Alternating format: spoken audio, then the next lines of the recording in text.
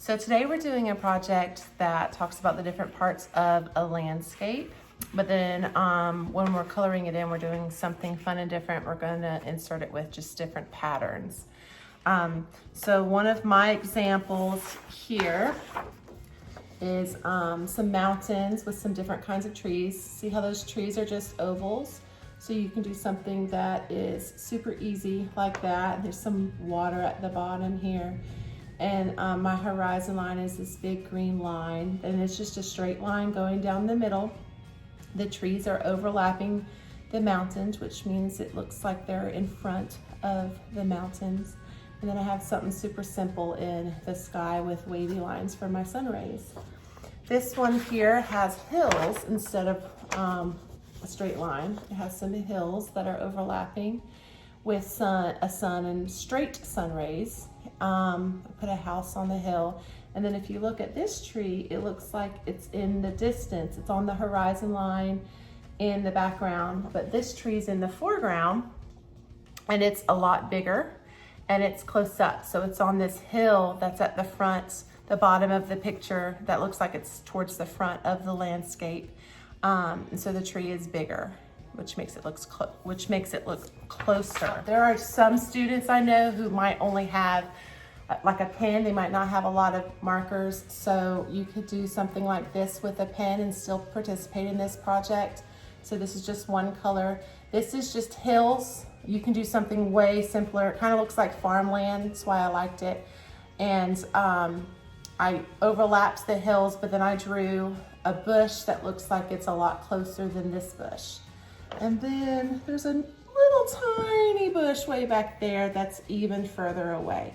So for my older students, definitely try to include stuff in the foreground, middle ground, and background to make them look like they're either close up or far away. But for my younger students, I just want you to have a horizon line. And you can draw stuff in the foreground and the background if you want to, but that's not necessarily important. Divide up the paper with different sections like this, and then in each section, put some kind of different pattern. Try and be creative with it. Have a lot of fun. Use different colors if you have them. And you can follow along with me and draw what I'm drawing, or you can make up your own. And that PowerPoint that I provided you has a lot more examples in it for you to look at. So have fun with that. Be creative, and let's get started. All right, so the first thing that you're going to want to do is a horizon line. And you can do a straight horizon line like that. You can do one that's kind of several horizon lines, as far as this one's the main one, and then this one's more in the foreground. These are just hills. So really there's one main horizon line here, but then it has some hills in the front. The same with this one, and these hills are overlapping each other. So it looks like some hills are in front and some hills are in the background. So I'm going to do something similar. I'm going to do a really big hill for my foreground, and then I'm gonna do one hill kind of back here in the background. And so that kind of breaks up the ground and the sky right there. So that's my horizon line right here. Okay, so now I'm going to do some flowers in my foreground to make it look like they're really close up.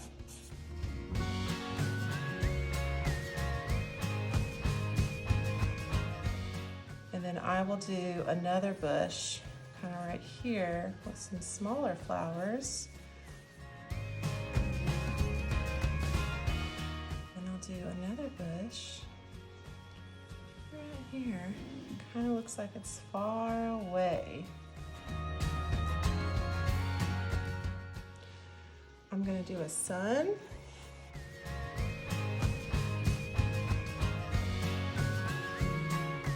I'm going to have like a tree back here, and it's going to be small, like it's far away.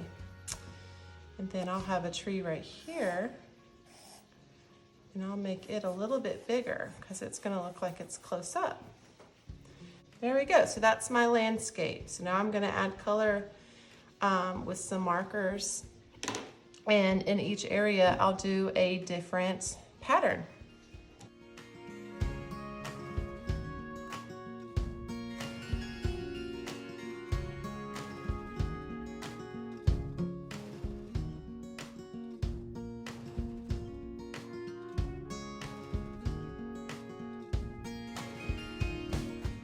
So if you have something that's kind of in the way of your pattern and you want it to look like it's in front, that means it's overlapping. So you would just skip that area and start over again on the other side. So I'm stopping there and then I'm starting again on the other side. So it looks like this bush is overlapping the hill in the background.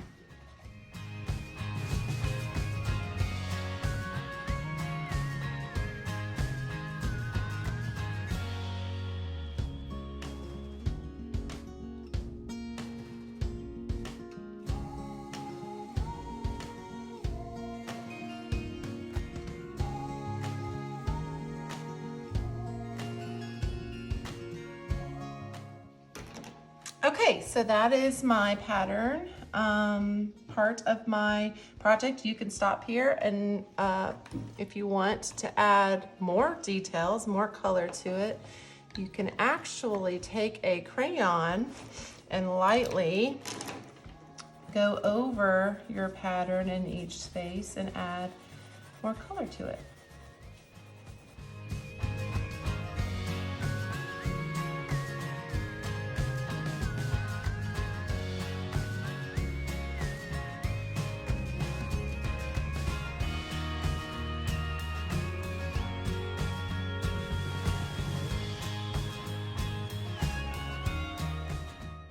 All right, so finish that. As you can see, I have something really big in the foreground for my older kids. I have something in the middle ground and something more in the background. My trees are different sizes too, so they're showing distance. This tree looks further away than this tree. I have some cool overlapping happening in the picture as far as like the hills and stuff, they're overlapping. And then I did fill my sky with sun rays, but you definitely don't have to do that. So be creative with it. Try and put different patterns within each space. And if you decide to go over each area with crayon, my biggest tip is just to go really lightly because you don't want to cover up the patterns that you put in with the marker. So just be aware of that. I hope that you enjoyed that. I can't wait to see what y'all create. Remember that the sky's the limit. You can use any patterns and any kind of landscape that you want. Be creative and keep drawing, and I will see y'all later. Bye.